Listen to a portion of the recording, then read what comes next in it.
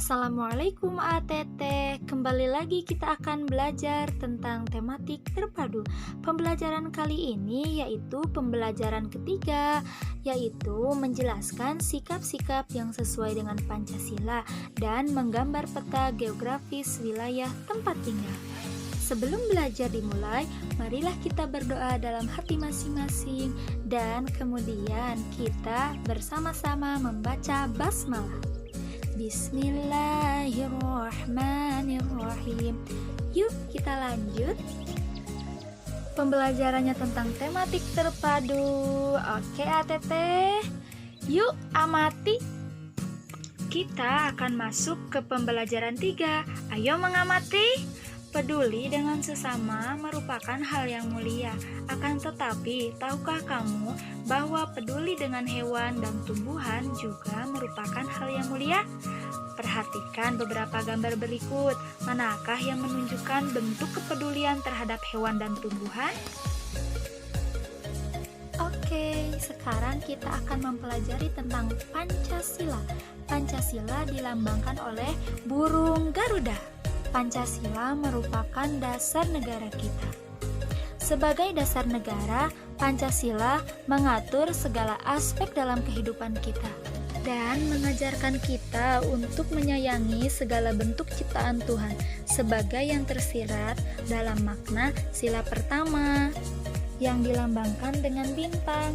Pancasila juga mengajarkan kita untuk saling membantu sesama sebagaimana yang tertera dalam sila ketiga yang dilambangkan oleh pohon beringin. Nah, coba ATT simak di bacaan halaman 15 supaya ATT tahu bagaimana sih upaya kemanusiaan yang dilakukan oleh para dokter cilik. Ayo kita mengamati di halaman 17 untuk buku tema ya, yaitu tentang menjelaskan sikap-sikap yang sesuai dengan Pancasila yang ada di halaman 17 tadi. Oke, Pancasila sebagai dasar atau sebagai ideologi negara Republik Indonesia ternyata menyimpan banyak nilai yang menjadi pedoman seluruh rakyat Indonesia dalam menjalankan kehidupan sehari-hari. Setiap sila mewakili serta menggambarkan nilai-nilainya sendiri. Oke, yang pertama yaitu sila ke-1 yang berbunyi ketuhanan yang Maha Esa. Sikap yang terkandung yaitu beriman kepada Tuhan yang Maha Esa sesuai dengan agama dan keyakinan yang dianutnya. Jadi tidak boleh ada pemaksaan untuk menganut suatu agama. Selanjutnya, sikap yang sesuainya itu rajin beribadah. Teteh semua rajin gak ibadahnya? Ayo jangan lupa ya, tetap laksanakan sholat 5 waktu sebagai tiang agama. Kemudian, memberikan kesempatan kepada orang lain untuk beribadah dan merayakan hari besar keagamaan. Jadi jangan sampai karena kita umat muslim jadi menghalang-halangi teman kita yang beragama berbeda dengan kita untuk beribadah ya. Kemudian, hormat menghormati dan bekerja sama antar pemeluk agama. Walaupun agama kita berbeda dengan seseorang yang beragama Kristen misalnya, Buddha misalnya, kita harus tetap rukun, kerjasama dan saling menghormati. Tidak boleh saling bermusuhan. Kemudian untuk sila kedua yang berbunyi kemanusiaan yang adil dan beradab.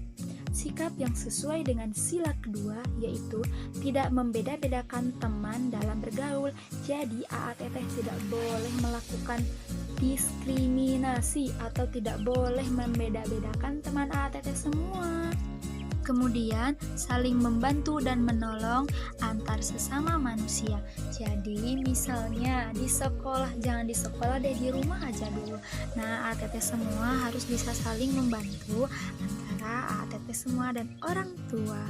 Kalau di sekolah ya berarti ATT semua harus bisa saling membantu antar teman. Misalnya ada teman yang kesusahan, bolehlah ditolong.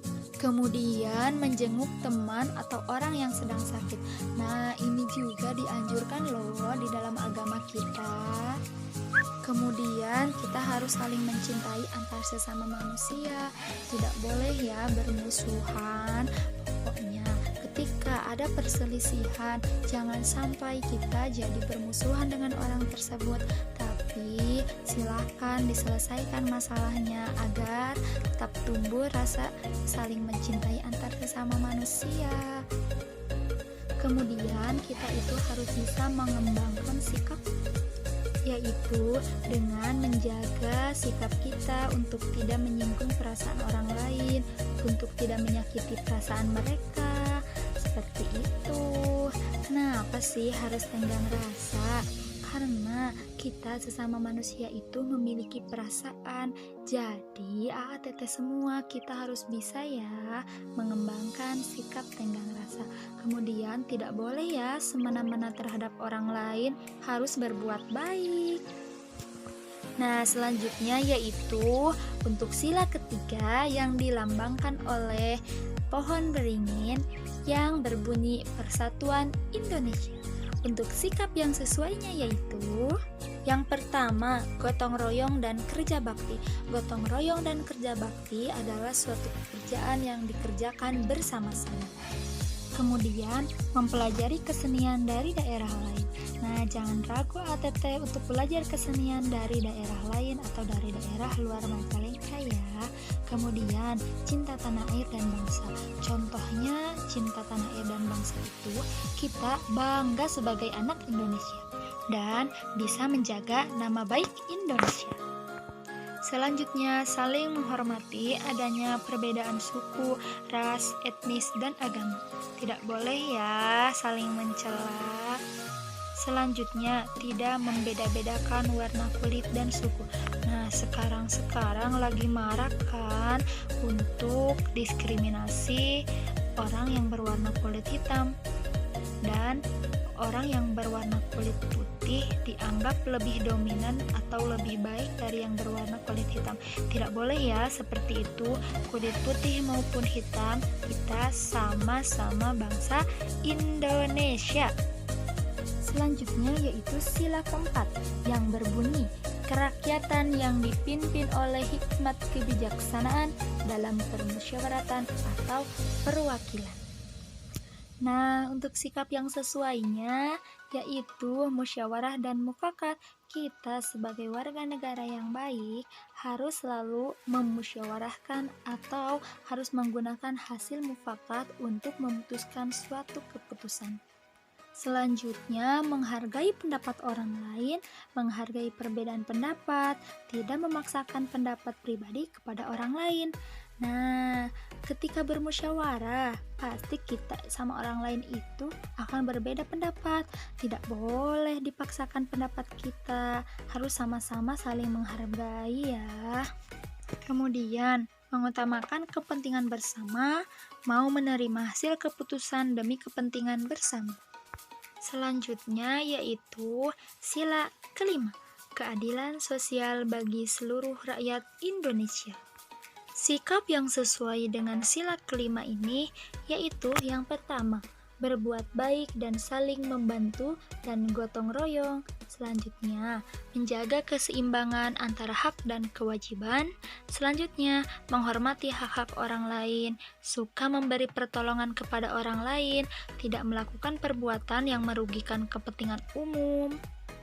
Nah, dan yang terakhir, menghukum kepada para pelanggar hukum meskipun mereka seorang pejabat. Jadi hukum itu tidak boleh runcing ke bawah, tumpul ke atas. Nah, bagaimana? Sudah paham untuk penjelasan sikap-sikap yang sesuai dengan Pancasila? Jika sudah, kita lanjut ya.